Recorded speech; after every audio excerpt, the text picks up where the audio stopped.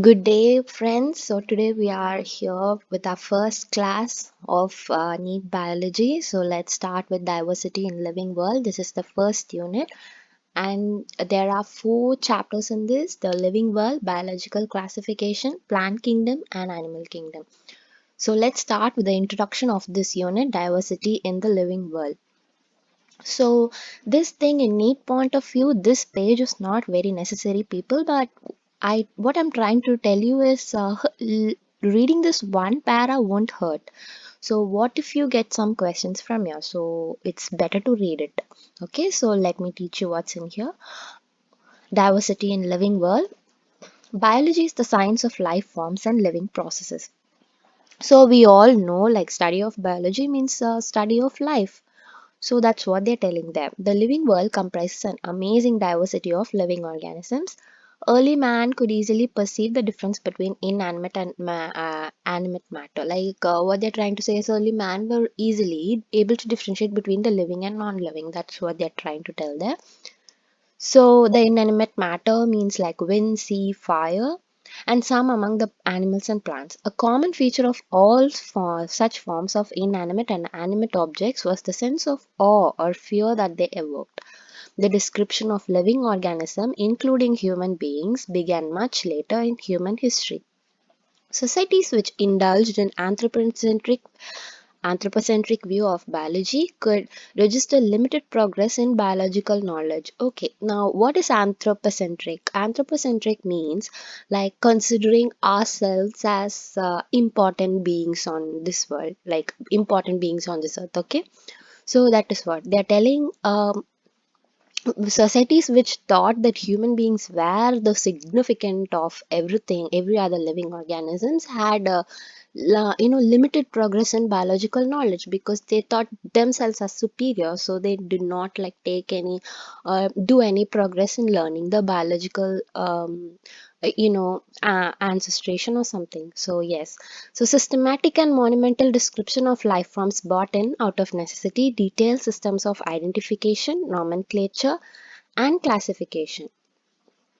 So these three, like when you identify an organism, like when you see an organism that doesn't that haven't been discovered so long, you identify it and then you name it, which is called nomenclature, and classify it in the particular taxonomic category. So that is what they're trying to say. All this will be dealt in detail in the upcoming lesson of living world. So I'm just giving you a brief. I don't want to go in detail with the introduction part. So let me continue. The biggest spin of such studies was the recognition of sharing of similarities among living organisms, both horizontally and vertically. That all present day living organisms are related to each other and also to other organisms that ever lived on this earth.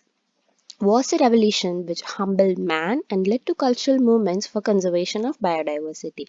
Like only when man came to know that all present day organisms were, even including us, we were like derived or like evolved from the previous the organisms or the living beings that were present, like we were evolved from ape. That way every little organism present now were evolved from the any kind of previous organism that was present in early days. So only when man came to know about this fact, he planned to conserve biodiversity, because that's very important. So in the upcoming unit, you will get a brief and detailed explanation of everything from a taxonomist perspective. So this is what is given here. In this you can just learn the some things that I have highlighted, but it's not so important. If you have listened to this, whatever I've told you, I think it's far enough. So let's learn about Ernst Mayr. So Ernst Mayr is important in exam point of view. He was born in Kempten, Germany. He was studied in the Harvard University, and also he's an evolutionary biologist. Okay guys, so you have to like remember that he's from Germany, and also you have to remember that he's an evolutionary biologist. You have to remember that he is from Harvard University, and he was also who is the Darwin of 20th century? Ernst Mayr was the Darwin of 20th century.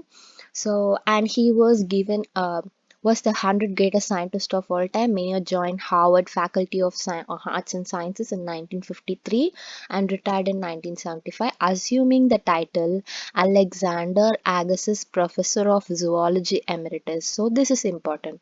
So, throughout his nearly 80-year career, his research spanned ornithology, taxonomy, zoo geography, evolution, systematics, and history and philosophy of biology. He almost single handedly made the origin of species diversity the central question of evolutionary biology that it is today, made the origin of species diversity.